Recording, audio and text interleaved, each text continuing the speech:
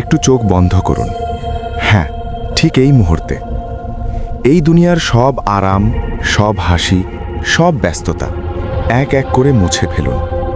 নিজেকে টেনে নিন সময়ের সীমা পেরিয়ে, সেই ভবিষ্যতের এক ভয়াল দিনে, যেদিন আপনার জীবনের শেষ নিঃশ্বাসটি অনেক আগেই থেমে গেছে। হিসাব শেষ, ফয়সালা হয়ে গেছে। এখন আপনি দাঁড়িয়ে আছেন পুলসিরাতের সেই অন্ধকার প্রান্তে। পেছনে ফেরার কোনো রাস্তা নেই। সামনে শুধু একটি নাম, জাহান্নাম। আপনার শরীর কাঁপছে, শক্তি নেই, মনে শুধু একটাই অনুভূতি, অসহায়তা আর সীমাহীন অনুশোচনা। আপনাকে টেনে নিয়ে যাওয়া হচ্ছে এমন এক আগুনের দিকে, যা দুনিয়ার আগুন নয়। এটি দুনিয়ার আগুনের চেয়েও 70 গুণ বেশি ভয়ঙ্কর। এটি আগুন নয়, এটি আল্লাহর ক্রোধের প্রকাশ। 7টি দরজা খুলে দাঁড়িয়ে আছে। সেই মুহূর্তে আপনার চোখ পড়ে জাহান্নামের দ্বার রক্ষীর দিকে, ফেরেশতা মালেক আলাইহিস সালাম। কিন্তু তিনি আপনার দিকে তাকাচ্ছেন না, একটুও না। নীরব, ভয়ঙ্কর নীরব, কারণ আল্লাহর নির্দেশ, জাহান্নামীদের জন্য কোনো দয়া নেই। এই নীরবতাই আপনার আত্মাকে ছিন্ন ভিন্ন করে দেয়। আপনি পা রাখেন সেই স্থানে যেখানে আলো ভয়ানক। নাকে ভেসে আসে পোড়া শরীর, গলিত পুজ, গাসলিন আর রক্তের দুর্গন্ধ। পায়ের নিচে কণা কণা আগুন, প্রতিটি কণা চামড়া গলিয়ে হাড় পর্যন্ত পৌঁছে যাচ্ছে। হঠাৎ আপনার মাথার ওপর থেকে ঢালা হলো ফুটন্ত পানি। কোরআন বলছে, এই পানি শুধু চামড়া পোড়ায় না, এটি পেটের ভেতর পর্যন্ত সব কিছু গলিয়ে দেয়। সূরা হাজ 22-19। আপনার মনে হলো, এই বুঝি শেষ, এই বুঝি মুক্তি।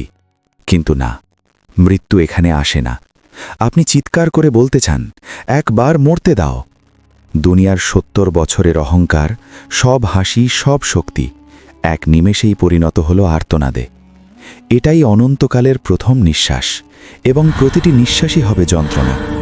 কিন্তু থামুন, জাহান্নাম শুধু পোড়ার জায়গা নয়, এটি এক অনন্তকালীন শাস্তির বিজ্ঞান। আপনার শরীর পুড়ে যাচ্ছে, কিন্তু ছাই হচ্ছে না কেন? কারণ দুনিয়ার শরীরের মতো নয় এই শরীর। এখানে শরীর বানানো হয়েছে শুধু ব্যথা অনুভব করার জন্য। চামড়া পুড়ে গেলে আল্লাহ সঙ্গে সঙ্গে নতুন চামড়া লাগিয়ে দেন। কোরআন বলছে, যখনই তাদের চামড়া পুড়ে যাবে, আমরা নতুন চামড়া দেব, যাতে তারা শাস্তি ভোগ করতে পারে। সূরা নিসা 4-56। ঘুম নেই, অজ্ঞান হওয়ার সুযোগ নেই, বিশ্রাম নেই। জাহান্নামীরা জেগে থাকবে পূর্ণ শক্তিতে, পূর্ণ যন্ত্রণায়। এটাই জাহান্নামের অলৌকিক পদার্থবিজ্ঞান। এরপর এক ঘোষণা, মৃত্যুকে দুম্বার আকৃতিতে এনে জান্নাত ও জাহান্নামের মাঝে জবাই করা হবে। ঘোষণা আসবে, হে জাহান্নামীরা, এখন থেকে চিরস্থায়ী আর কোনো মৃত্যু নেই।